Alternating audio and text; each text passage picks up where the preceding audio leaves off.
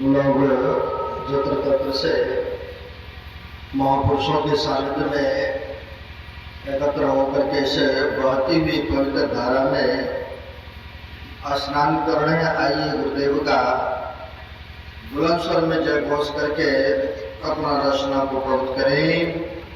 बोलिए प्रेम से श्री सद्गुरु महाराज की जय। श्री सद्गुरु महाराज की जय। श्री सद्गुरु महाराज की जय। अखंड मंडला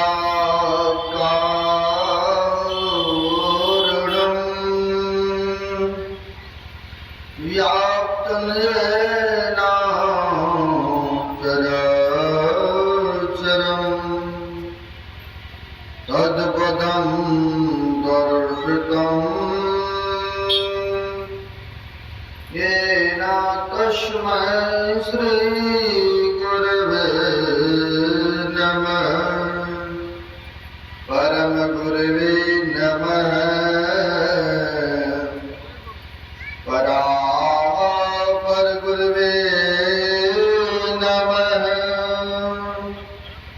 परमात्मा गुरवे नमः। आत्मा गुरवे नमः। आदि गुरुदेव अनादि गुरुदेव अनंत गुरुदेव अखिल गुरुदेव चरण गुरुदेव शरण गुरुदेव। श्री गुरु महाराज चरणारविंदो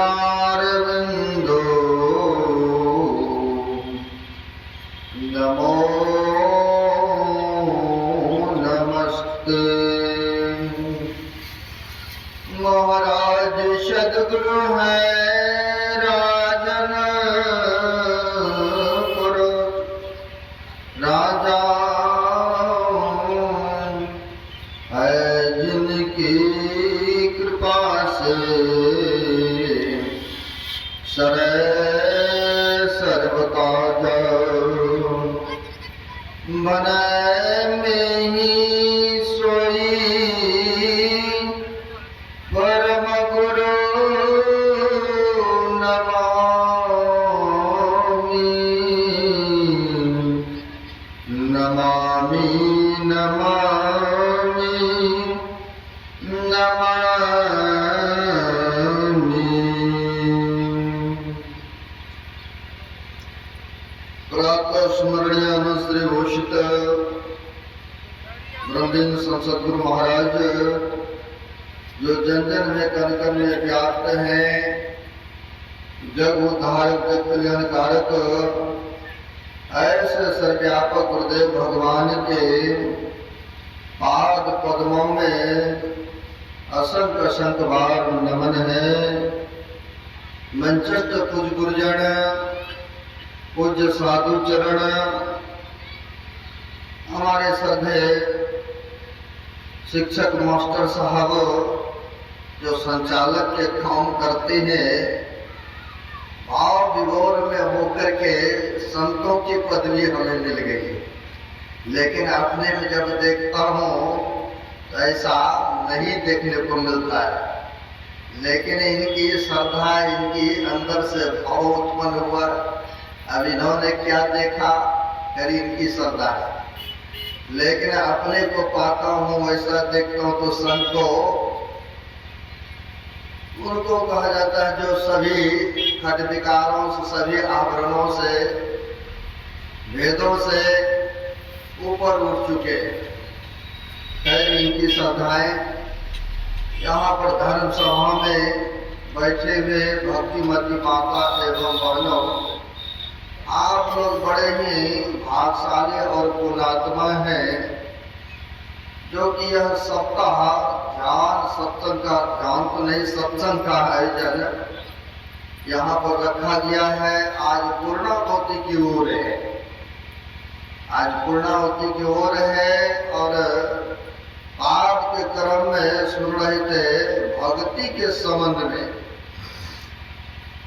भक्ति क्या चीज है, भक्ति करने से क्या लाभ होता है। तो महापुरुषों ने कहा भक्ति सुख का मूल है, भक्ति सुख का खान। जाके हृदय भक्ति बसे, सो पावे पद निर्वाण। महापुरुष कहते हैं भक्ति सुख का मूल है। यानी मूल्यवान वस्तु किसी को मिल जाए तो कितना खुश होंगे। भक्ति सुख का मूल है, भक्ति सुख का खान। खान मतलब खजाना मिल जाए, कोई तरह के दुख तकलीफ रहेंगे, किसी भी प्रकार का दुख कष्ट नहीं रहेंगे, क्योंकि वह तो हर तरह से सुखी हो गए ना, धन मिल गए ना, हर तरह से उनको धन प्राप्त हो गए। तो वैसे ही महापुरुष कहते हैं भक्ति सुख का खान है।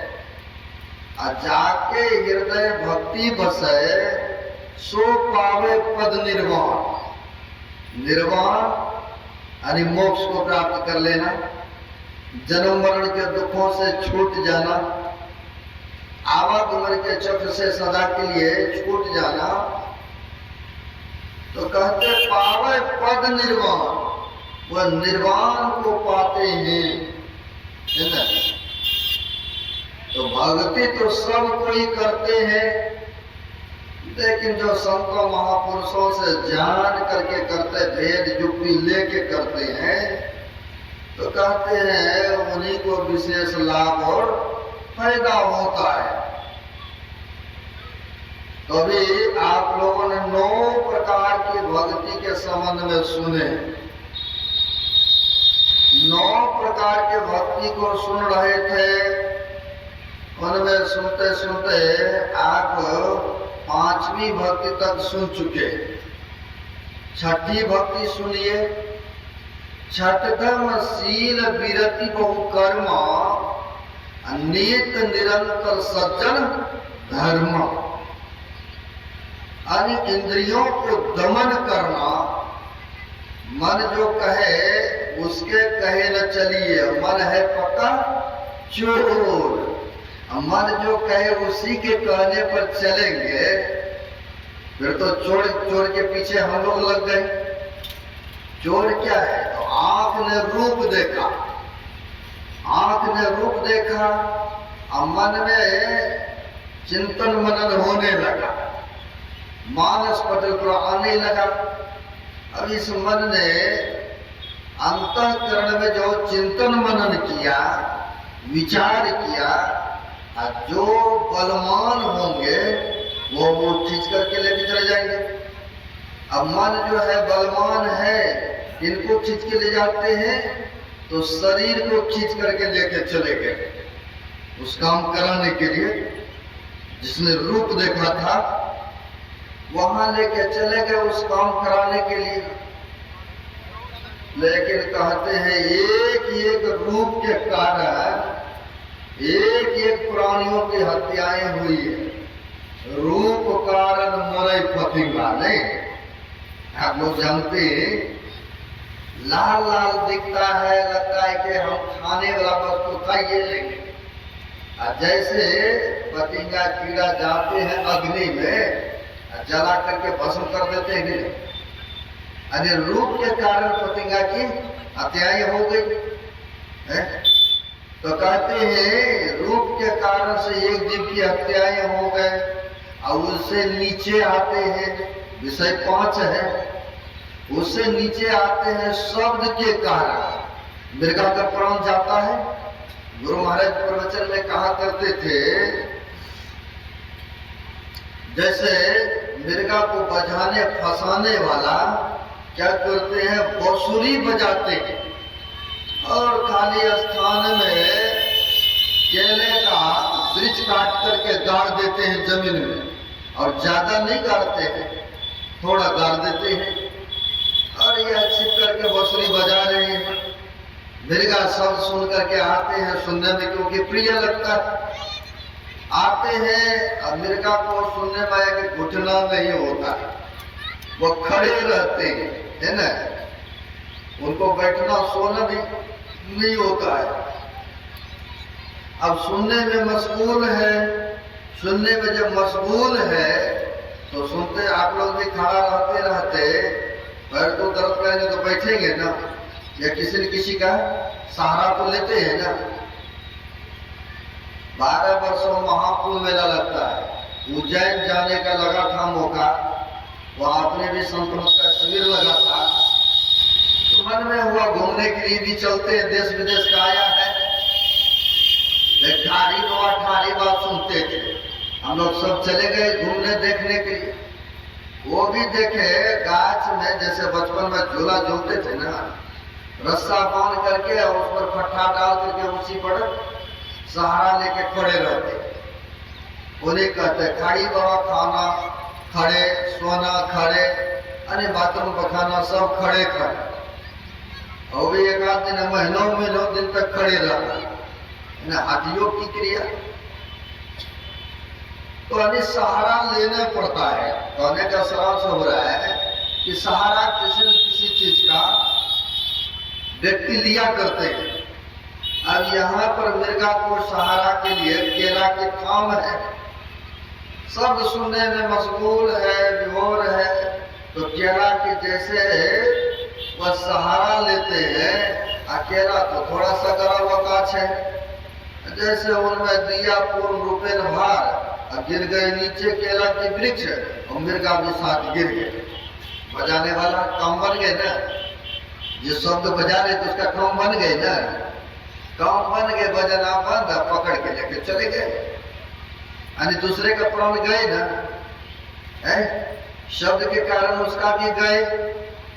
और उससे भी जब नीचे आते हैं गंध के कारण, भमरा फूल में सुगंध लेने में मशगूल है, मशगूल है, सुबह से लेकर शाम तक उसी में मशगूल है, पड़े हुए हैं। लेकिन संध्या कालीन जैसे होता है, फूलों के पंखड़ी धीरे धीरे बंद हो जाते हैं। बंद होते हैं, जैसे बंद हुआ उसमें कीड़ा भी बंद, क्योंकि हिम्मत है उनको कि हम काट करके बाहर हो सकते हैं।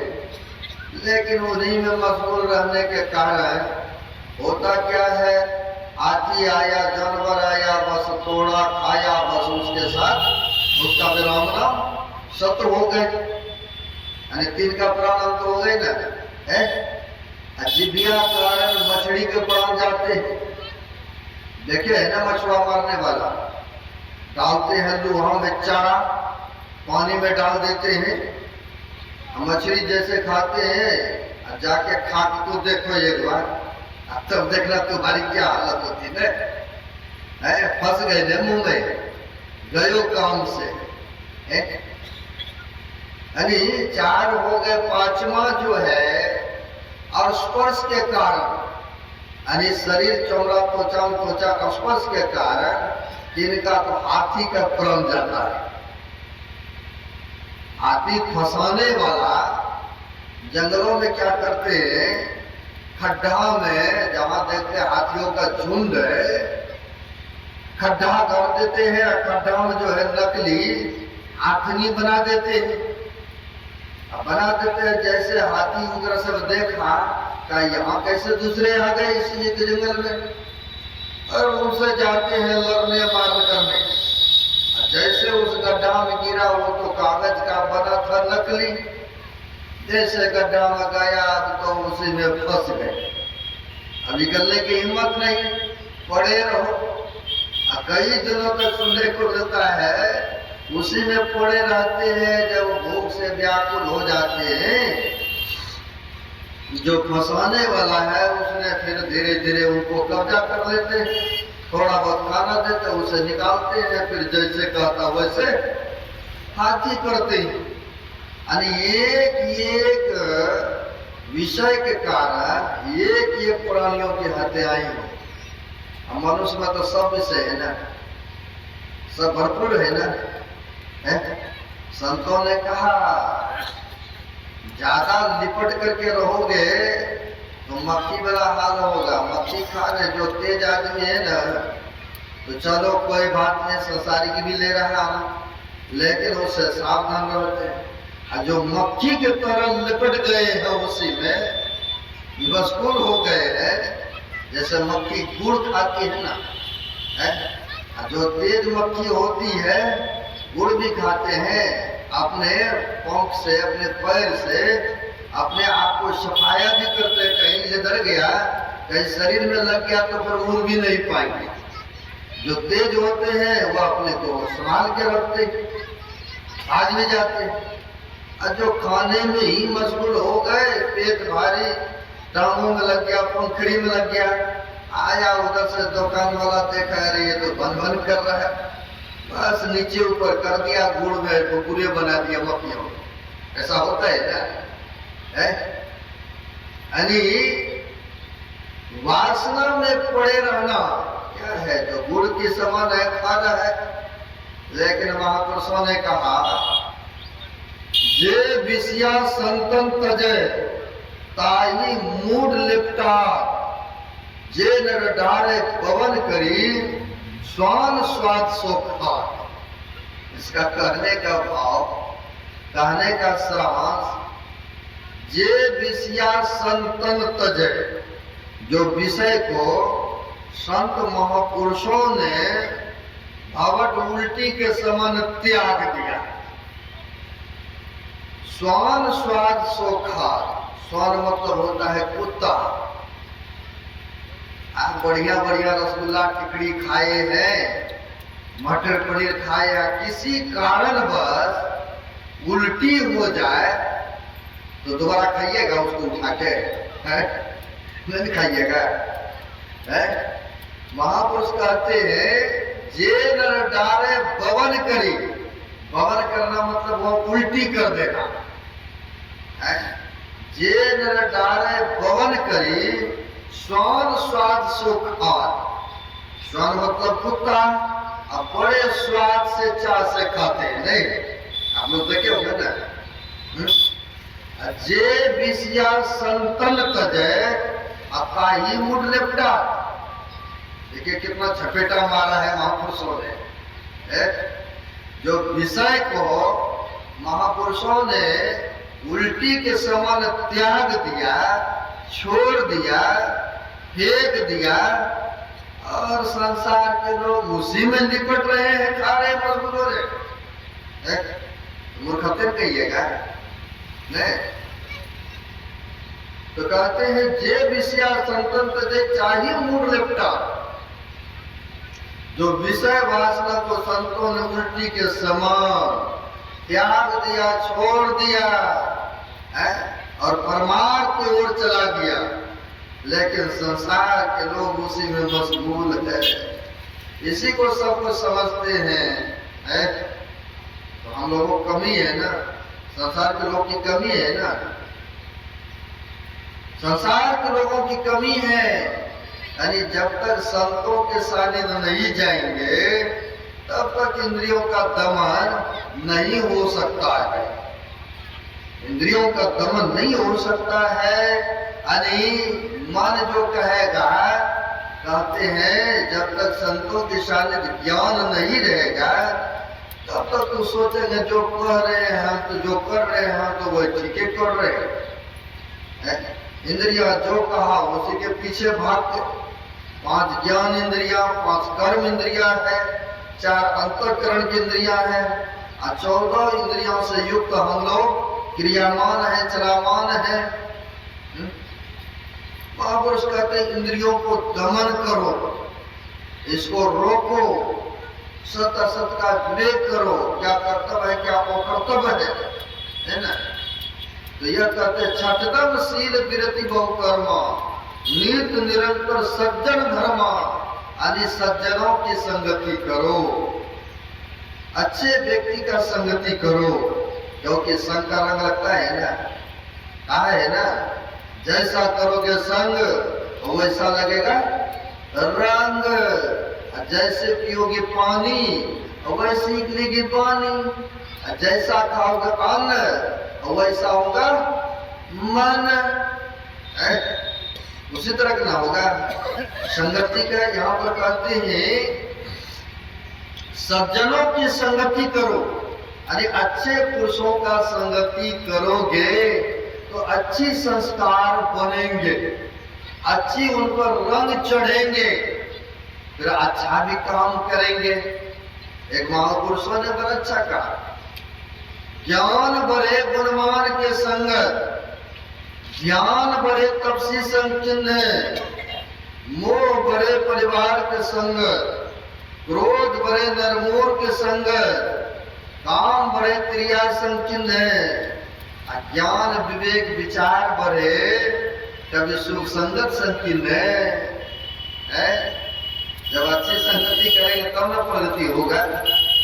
और भी कहा, ज्ञान घटे नरमोर के संगत, ध्यान घटे चित विषय भरमाए, तेज घटे पर नारी संकीर्ण, बुद्धि घटे भोजन खाए, मान घटे परगट नित जाए, प्रेम घटे नित ही कुछ मांग, कह दयाल सुनो रे नरमूर, पाप घटे हरि के गुण गाए। है ना, पाप का क्षय होगा, घटेगा। जब तक हरि भजन नहीं करेंगे तब तक ये घटने वाला नहीं है ना। यानी संगति का बहुत बड़ा रंग लगता है, अन्न का बहुत बड़ा प्रभाव पड़ता है ना। इसलिए कहता अच्छा अन्न खाना चाहिए, ईमानदारी की रोटी खाना चाहिए। अब ऐसे महापुरुष को भी नहीं छोड़ा, इनको भीष्म पितामह को भी नहीं छोड़ा अन्न ने। आप लोग पढ़े होंगे या सुने होंगे, भीष्म पितामह को जब अर्जुन ने इतने बाण मारे हैं, इतने बाण मारे हैं कि उनको बाणों पर सुला दिए हैं युद्ध के मैदान में। दिन भर लड़ाई आपस में होता था, लेकिन शाम में सब आपस में मिलते जुलते भी थे और भीष्म पितामह से मिलने के लिए भी गए। पांचों भाई पांडव हैं और साथ में पंचाली द्रौपदी भी है। जब गए वहां पर मिलने के लिए सबके सब नमस्कार किए हैं और सबके सब जब प्रणाम नमस्कार किए तो भीष्म पितामह ने उपदेश सुनाने लग गए। वहां पर उपदेश करने लग गए। जब अच्छा अच्छा बातों को सुनाने लगे, पांचों भाई पांडव तो सुन रहे थे, सुन तो रही थी द्रौपदी भी, लेकिन इनको हंसी आ गई। अब बिना वजह के, बिना कारण के कोई बीच में हंस दे, अगर हंसने का कारण तो होगा ना, कुछ ना कुछ तो बात तो होगी। अब भीष्म पितामह पूछ रहे थे, बेटी तुम क्यों हंस दिया? हम तो उपदेश कर रहे थे, अच्छा अच्छा बातों को सुना रहे, क्यों बीच में हंस दी? कहा यूं ही पितामह जी हमें हंसी आ गया। नहीं नहीं, हंसने का कुछ तो वजह है। ऐसे बुद्धिजीवी हो, पतिव्रता हो, अपने हंसने का ऐसे नहीं कारण कुछ तो होगा, बताओ बेटी। कहा कारण यही है पितामह, आप जो यह ब्रह्म के उपदेश कर रहे, ब्रह्म ज्ञान की बातों को सुना रहे हैं, हमें लग रहा है कि यह पहले ज्ञान आपको नहीं था। जब युद्ध होने को जा रहा था, जब वहां पर जुआ खेला जा रहा था, जब सब एक जगह रहते थे, तो यह ब्रह्म ज्ञान का उपदेश उस समय करते, तो आज जो आप भी तीर के सैये पर है, आपस में इतने मरे कटे, इतने धन का बर्बादी हुआ है। यही उपदेश पहले करते थे, इतना युद्ध नहीं होता, ये युद्ध क्रीड़ा नहीं होता, इतना जुआ नहीं खेला जाता, इतना बर्बादी नहीं होती है। आज लग रहा है हमें कि इधर आपको ब्रह्म ज्ञान हुआ है, इसीलिए हमें हंसी आ रही है। कहा पूछा है, कहा कि बेटी कहती तो तुम ठीक ही हो, लेकिन ये ज्ञान हमें तो पहले भी था।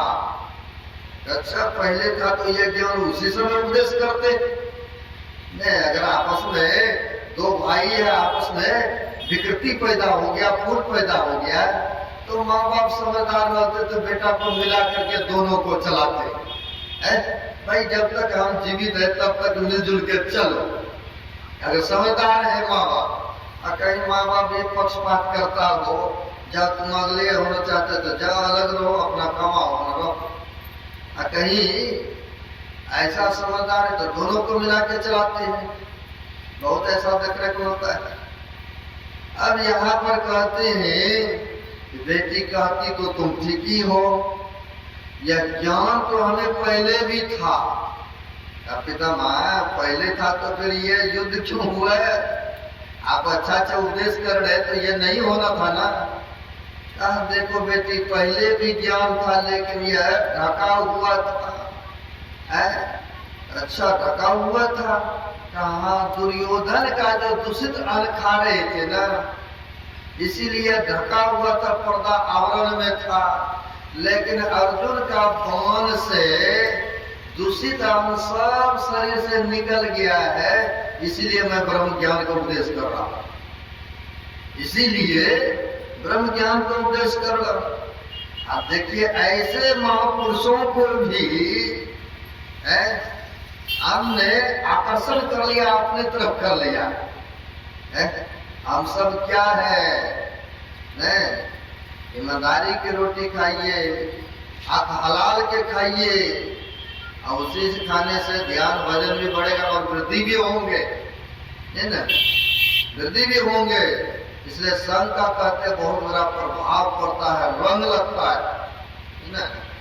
तो कहते छठी भक्ति है सजनता का संग करना, अच्छी पुरुषों को सानिध्य करना, है ना? यह हुआ छठी भक्ति, है ना? सातम सब महिमा जग देखा, अब मौते अधिक कर संत कर लेखा। भगवान श्री राम ने माता सबरी से ये नहीं कहा ये सबरी मेरा दर्शन हो गए और तुम्हारा सब काम पूर्ण हो गए, ऐसा नहीं कहा। भगवान श्री राम ने कहा हमसे भी अधिक करके संतों को मानना है। राम में भगवान कह रहे हैं नवदा भक्ति में, हे सबरी हमसे भी विशेष करके संतों को तुम मानो। क्यों? अभी सुना रहे थे हमारे शिक्षक मास्टर साहब, सबसे बड़े हैं संत, दूसरा नाम है, तीजो दस अवतार तिन्हें प्रणाम है, ब्रह्मा विष्णु महेश सकल अवतार है। अरे आरे पलटू सबके ऊपर संत सिरताज है। सिरताज जैसे मुकुट पीने है ना, आप लोग भी एक समय पीने होंगे मुकुट, नहीं? मड़वा में जब गए होंगे तो सबके ऊपर न होता है, तो वही कि संतों के दर्जा देते हैं, सबसे ऊंचे सबसे ऊपर संत होते है ना? सबके ऊपर शासन करने वाला, सबका संभाल करने वाला, तो कहते संत होते हैं। मुकुट का संज्ञा दिए, क्यों? क्योंकि इसलिए एक और भी महापुरुषों ने कहा गुरु गोविंद दो खड़े काकू लागू पाऊं, अब बलिहारी गुरु आपने जिन गोविंद दियो बताए। अगर गुरु नहीं होते, संत नहीं होते, तो गोविंद परमात्मा को बताने वाला कोई होता है? वो मिलता वो परमात्मा। शिक्षा दीक्षा तो संत ने देता है, साधु महात्मे ने देता है। आज भी यहाँ पर गुरु दीक्षा लिए कई भक्त ने, है ना? कई भक्तों ने लिया। परमात्मा चूंकि सर्वव्यापक है, सर्वत्र है, सब जगह है, लेकिन वो आकर के ज्ञान देता है। आज तक दिया है किसी को? तो वही वहां पर कह रहे एक भक्तों के पास संत भी पहुंच गए और उनकी आराधना से, उनकी उपासना से, उनकी पूजा पाठ से भगवान भी उसी समय आ गए, जिसको ईश्वर गॉड कहते थे, वो भी उसी समय पहुंच गए। अब दोनों जब एक ही समय पहुंच गए तो किनकी उपासना पहले पूजा होना चाहिए? हैं? भगवान ईश्वर को कहते हैं आप पहले खड़े रहिए, पहले हम गुरु भी आए हैं, काश गुरु नहीं होता तो आप भी नहीं आते यहाँ, इसलिए आप पहले खड़े रहिए, पहले गुरु जी का पूजा पाठ करने दीजिए, है ना। गुरु जी का उपासना हमें करने दीजिए, पूजा पाठ करने दीजिए, बाद में आपकी भी पूजा होगी, है ना। तो वहां पर गुरु की उपासना किए, है ना, गुरु की पूजा पाठ किए, इसलिए कहते हैं सबसे बड़े संत होते। हमें भगवान फरमा रहे हैं कि हे सबरी, हमसे भी अधिक करके संतों को मानना है। भगवान ने ये नहीं कह दिया कि तुम मेरा दर्शन कर लिया सब काम तुम्हारा पूरा हो गया, नहीं कहा है? नहीं कहा, क्योंकि जीवन में जब तक सदगुरु संत नहीं मिलेगा तब तक कल्याण और उद्धार नहीं हो सकता है ना, नहीं हो सकता है। इसलिए सच्चा सदगुरु की आवश्यकता होती है जीवन में। अब संत किसे कहते हैं? भेष बढ़िया बढ़िया बना लिए, इसी को संत कहेंगे, हैं? लंबी लंबी दाढ़ी वाले हैं या मुंडन कर लिए हैं या बड़ा बड़ा पगड़ी शगड़ी बांध लिए हैं, इसी को संत कहेंगे? नहीं नहीं, संत चाहे बाबू भेष में हो चाहे बाबा भेष में हो, जो व्यक्ति सत्य पर चलते हो, जो सुमरन भजन करता हो, मन से वचन से कर्म से किसी को पीड़ा कष्ट नहीं देता हो और गुरुओं के कहने अनुसार वह जीवन यापन करता हो, उस पर चलता हो, ध्यान भजन सुमरण करता हो, आवरण को भेदन कर लिया हो, सभी आवरणों से पार हो गए हो, संत तो उसे न कहेंगे जो किसी तरह के काम क्रोध लोभ मोह ईर्ष्या द्वेष खट विकार उसके अंदर में नहीं है। संत तो वो न होते हैं जो सभी आवरणों से वेदन से भेद करके वहां चले गए। तो यहाँ पर महापुरुषों ने कहा भेष से कोई संत नहीं होते हैं, पर अच्छा एक कवि ने कहने की कृपा किए हैं, भेष कैसा भी रहे पर जिसके ऊंचे ख्याल है, बाहर से दीन देखिए भीतर से मालो माल है। और कोई कहे भिक्षु है, कोई कहे कंगाल है, पर पहने हुए वह गुदरी का लाल है ना। चाहे बाबू भेष में हो या बाबा भेष में हो, महत्व है भजन करने का। भेष कैसा भी रहे पर जिसके ऊंचे ख्याल है, ऊंची ख्याल ऊंची करनी, अच्छी सत्कर्मों को करते हैं, है ना। कहते बाहर से दीन देखिए, दीन मतलब समय से भी होता है, दीन मतलब गरीब भी होता है ना। दीन मतलब गरीब भी होता है ना। अब देख लीजिए साधु संतों के पास तो कुछ नहीं दिखता है। पहले के संत महापुरुष भिक्षा मांग करके खाया करते थे, है ना। भिक्षा ले करके खाते थे, लेकिन लोगों को वो ज्ञान उपदेश भी करते थे, ज्ञान उपदेश भी करते थे। एक संत दादू दयाल साहब हो गए, अब उनके साथ में सेवकगण रहते थे बहुत सारे, और सेवक लोग रहते थे, सबका बांट दिया था कि एक हफ्ता तुम भिक्षा मांग करके आओगे, एक हफ्ता तुम भिक्षा लेकर के आओगे, ऐसा सबका ड्यूटी दे दिया था, है ना। ड्यूटी दे दिया था। तो उसी में साथ में संत दादू दयाल जी महाराज के सानिध्य में रहते थे सेवा में, जिनका नाम था जग्गा, है ना। जग्गा नाम थे। भिक्षा के लिए गए, भिक्षा के लिए गए तो गांव में इस पार उस पार होंगे, द्वारिये मुख्य में खड़ेंगे, भिक्षाम देही भिक्षाम देही, लेकिन भिक्षा नहीं मिल रहा है, नहीं मिल रहा है। अब यह इनके मुंह से सरक सरक कहते हुए निकल गए, पहले सूत मांगते थे, सूत मांग करके लाया करते थे। जैसे कबीर साहब ही सूत लाते थे, चादर मिलते थे, उसी को बेच करके जीवन यापन करते थे। तो उन्होंने कहा 5 टके के 2 पटा 7 टके में जाए, सांच को तो कोई माने नहीं, झूठ कहा न जाए। लेकिन वहां पर सूत मांगते थे, सूत दे के तो कहते हुए 2 माई सूत मुंह से निकल गए। अब क्या बोल रहे हैं पता नहीं लगता है। अब सड़क सड़क कहते हुए जा रहे थे, जगह जो साधु थे, दे माई सूत ले माई पूत, ऐसा कह दिए, ले माई पूत। अब वर्षों हो गए थे एक माई को शादी विवाह किए। अब उनके कान में आगे के साधु बाबा जो है संत दादू दयाल के शिष्य कह रहे, ले माई पूत दे माई सूत। आगे बाबा क्या बोले, क्या सत्य वचन है ना आपका जो निकला है? बोला हाँ, जो वचन निकला तो सत्य न होगा। कहा ये लीजिए, फिर ज्यादा सारा हमें चाहिए पूत, सबको चाहिए नहीं। गृहस्थी लाइन में अगर नहीं होता तो देखिए वो मंदिर, वो मस्जिद, वो जड़ी बूटी, वो डॉक्टर सब करते हैं ना, सब करते हैं व्यक्ति।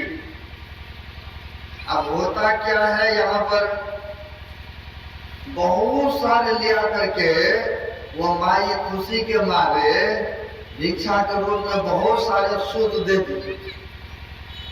दिए तो लेकर के चले, लेकर के चले गए तो गुरु जी के पास रोकते हैं। कहा गुरु जी तो अंतर्यामी महापुरुष, जगह आज बहुत देखते भिक्षा में तुम लेकर के आए। और एक माई ने दे दिया है, उन्होंने लाया बहुत सारे और दे दी। बोला अच्छा माई दिए, इतना सारा तो कभी नहीं लाता था तो भिक्षा में। जब गुरुजी ने आंख बंद करके देखा का जगह उसने जो दिया है, तुमने क्या वचन निकाला है, दे माई सूत ले माई पूत। अब तुम्हें पता है 7 जन्मों तक उनको पूत नसीब में नहीं निकाला, अब तुमने वचन निकाल दिया है मुझसे। अब तुम्ही को पुत्र के रूप में उनके घर में जन्म लेना पड़ेगा। तुमने वचन निकाला, साधु हो तो। अब दादू दयाल जी महाराज के कहना हुआ तुम ही बनोगे, उसके घर में पुत्र के रूप में जन्म लोगे। अब क्या करते हैं, जगा साहब का शरीर एक दिन परित्याग होता है। त्याग होने के उपरांत फिर वह माई के समय आने पर माई के गर्भ से जन्म लेते हैं पुत्र के रूप में। जब जिस दिन जन्म लिए होता क्या है, संत दादू दयाल साहब पहुंच गए वहां। अब साधु महात्मा पहुंचे, आइए महाराज आइए आइए, नामकरण कर दीजिए बच्चा का। गुरु जी तो जानवे करते थे ये कौन आया है शरीर रूप में, नहीं शरीर न बदलता है, जीव तो वही है ना। क्योंकि संत जानते हैं, संत के गति कोई दादू जाने ना कोई, संत की गति तो संत ही जानेंगे, सबको पता नहीं है। अब वहां पर होता क्या है, आइए महाराज आइए, आते हैं। आया वहां पर देखा कि महाराज नामकरण कर दीजिए। देखने में बड़ा सुंदर थे, बड़ा सुंदर थे। तो दादू दयाल साहब ने इसका नाम कहा, यह बड़ा सुंदर देखने में बालक है, इसका नाम सुंदर रख दो। सुंदर दास, वही दूसरे जन्म में सुंदर दास हुए, है ना। यानी संतों के वचन निकलने के कारण से उनको सत्य भी करना होता है समय आने पर। क्योंकि वचन न निकला है, वचन निकला तो उसको सिद्ध भी किया, क्योंकि माया के नगरी में नहीं फंसा। लेकिन फिर से सुंदरदास संत हो गए, हम लोग पढ़ते धर्म ग्रंथों को। लेकिन कहने का भाव, कहने का मेरा अभिप्राय है कि जो संत होते हैं तो कहते हैं वह सदगति चाहते हैं, सबका कल्याण चाहते हैं। इसलिए राम भगवान ने कहा कि सातम सब महिमा जगदे का मोती अधिकर संत कर लेता है सबरी, हमसे भी अधिकर संतों को मानना है, हमसे भी विशेष करके मानना। सातवीं भक्ति हो गई। आठम जथा लाभ संतोषा, सपनहु नहीं देखे परदोषा। कहते जो ईश्वर की कृपा से मिल जाए, कहते उसी में सबर करो, संतुष्ट रहो। जो उनकी कृपा से मिला है ना, उन्हीं में सबर संतुष्ट हो जाओ। नए जीवन पर्यटन है, आय हाय करते रहिए, भजन को पीछे कर दीजिए। भजन नहीं किए, एक दिन राम नाम सत हो गए, आपने घर मकान दुकान नहीं बना पाए तो कोई बात नहीं, आपके बदले में आपके बेटा बेटी पुत्र भी बना देंगे, मकान को पूरे कर देंगे। जमीन जायदाद नहीं खरीद पाए तो कोई बात नहीं है, वो तो आपके बेटे पोते भी खरीद लेंगे। लेकिन आप भजन नहीं किए तो आपके बदले भजन दूसरा नहीं कर देंगे। आपके बदले कहे 2-4 दिन हम ही भोजन कर लेंगे, आप मत कीजिए, तो मानिएगा? नहीं मानिएगा। 2-4 दिन कहेगा कि आप मत सोइए, आपके बदले हम ही सोएंगे दिन रात, आप दिन रात जगे रहिए, मान जाइएगा ना? ये भी नहीं मानिएगा, क्योंकि यह निज काम है ना। और गुरु महाराज जी भी कहने की कृपा किए, समय गया फिरता नहीं, झट ही करो निज काम, जो बीता सो बीतिया। अब हूँ कहो गुरु नाम। गुरुदेव भी कहते हैं निज काम करो। जैसे भोजन करते हो, यह निज काम हुआ ना, रात्रि में सोते हो, ये भी निज काम हुआ ना। यानी आपके बदले दूसरा नहीं करेंगे, नहीं, स्वतः आपको करना होता है, तब आपको खुशी और सुख मालूम होता है। ठीक उसी प्रकार से भजन भी तो स्वतः करना पड़ेगा ना, कि आपके बदले दूसरा भी कर देंगे, चलेगा काम? नहीं चलेगा, स्वतः आपको करना होगा। वही गुरुदेव कहते हैं कि झट ही करो निज काम, जल्दीबाजी कर लो निज कमाई है। कबीर साहब ने तो कहा है, कबीर सो धन संचिए जो आगे को हो, आशीष चढ़ाई गांठरी जात न देखा को। महापुरुष कहते हैं मैंने आज तक किसी को नहीं देखा कि कुछ लेकर के संसार से गए। निज कमाई कर लो, यही साथ में जाएंगे। कर्म या धर्म तो साथ में जाता है, या और कुछ जाएंगे? कुछ नहीं जाएंगे।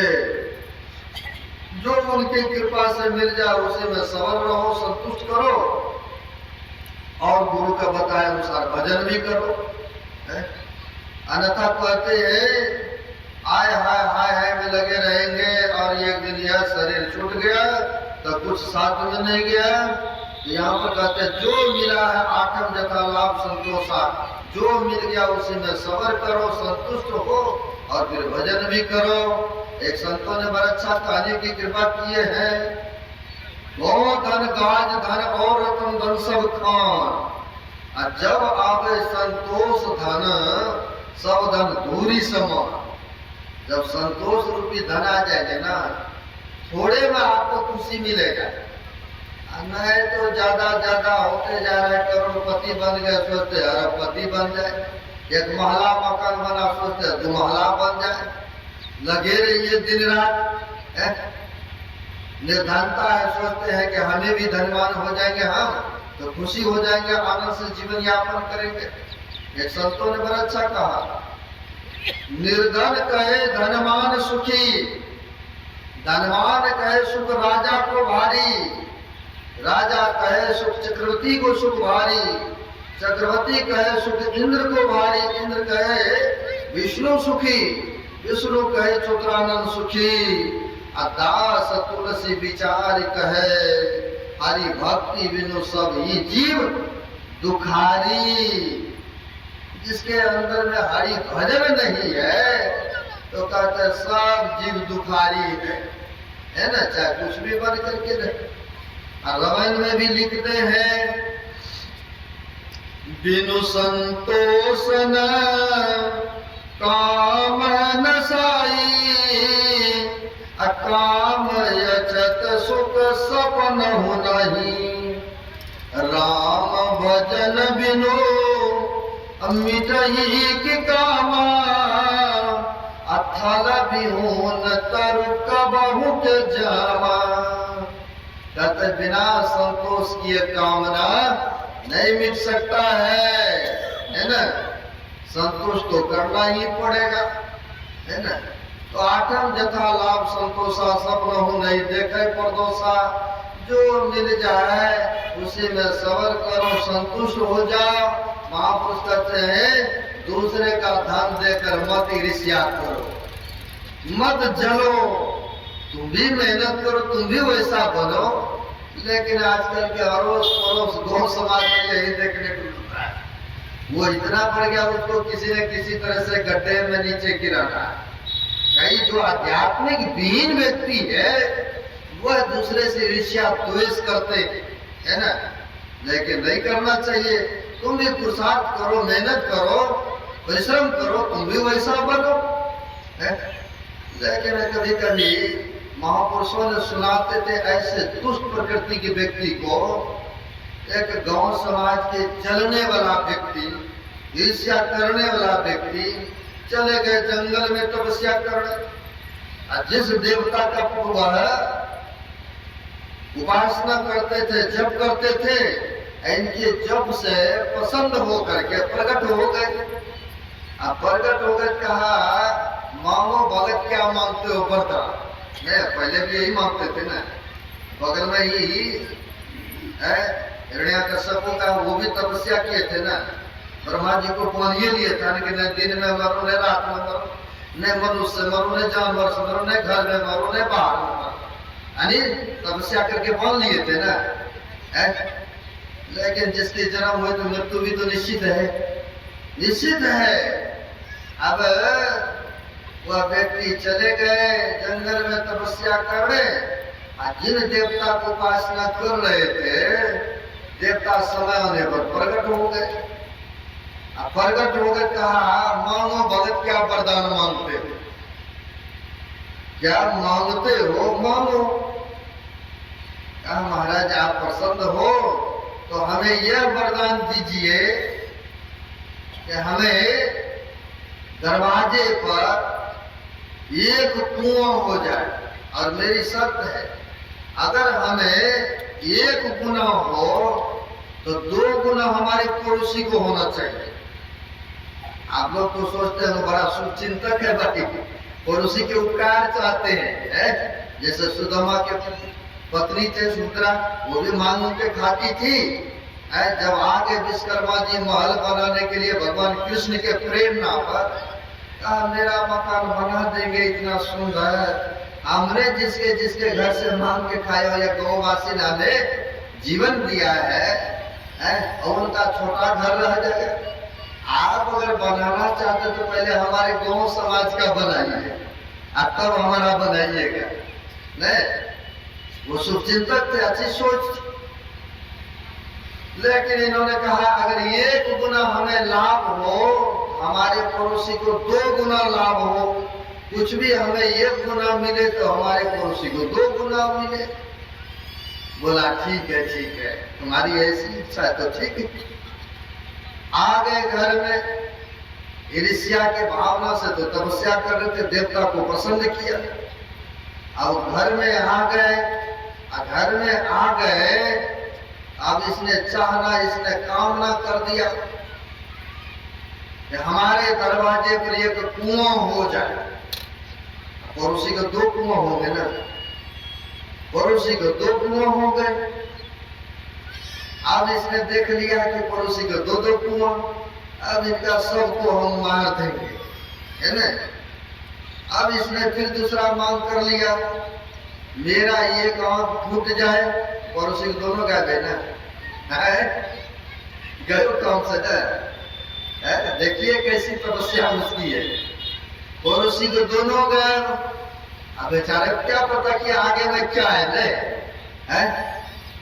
बेचारा जो जो जाते थे सब कुआं में जय श्री हरि हो जाते थे।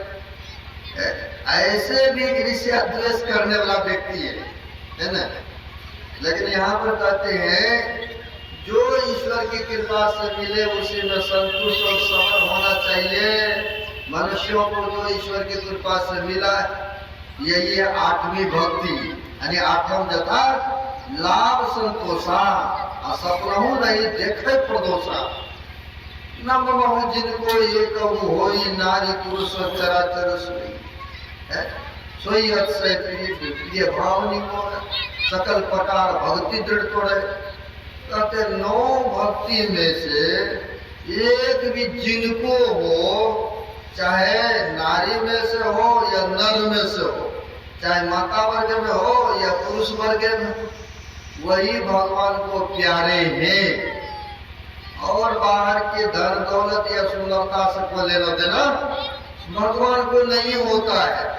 भगवान को तो भक्ति से नाता है, आपकी सेवा से नाता है, आप सच पर चलते इससे नाता है।